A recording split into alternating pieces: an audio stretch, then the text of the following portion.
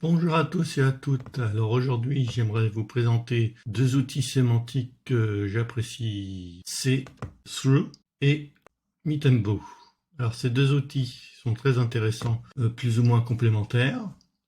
Certains, par exemple, je vais dans Meetembo, je voudrais écrire un article ou analyser un article pour savoir s'il répond bien à l'intention de recherche. Par exemple, j'ai testé la requête combien coûte un webmaster. Je suis sur Meetembo, là pour le coup, et je vois que après avoir soumis la requête, j'ai quelques analyses qui ressortent. Alors, pour avoir une idée de la longueur moyenne qu'il faut produire pour répondre à une requête informationnelle. Meetembo permet d'analyser le nombre moyen qu'il faut produire à peu près, là, environ une moyenne de 1700 mots. Pour en être sûr, je vais sur True et je fais la même chose et je vois que, grosso modo, nous avons à peu près les mêmes mots en matière de moyenne.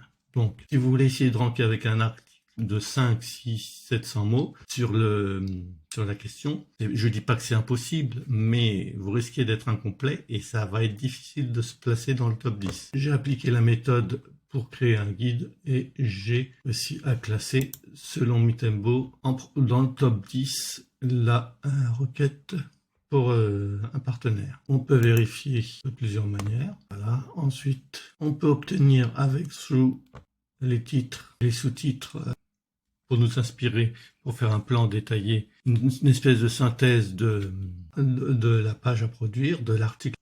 Pareil avec Meetembo. Alors, les deux approches sont différentes. Nous avons chez Meetembo la section guide, et là, nous pouvons récupérer les titres du top 10, les descriptions, H1, H2, pardon. H1, c'est les titres, H2, sous-titres, H3, sous-titre de niveau 2, etc., etc. Ensuite, on peut faire pareil avec Through en récupérant les H2, c'est un minimum, et éventuellement les titres.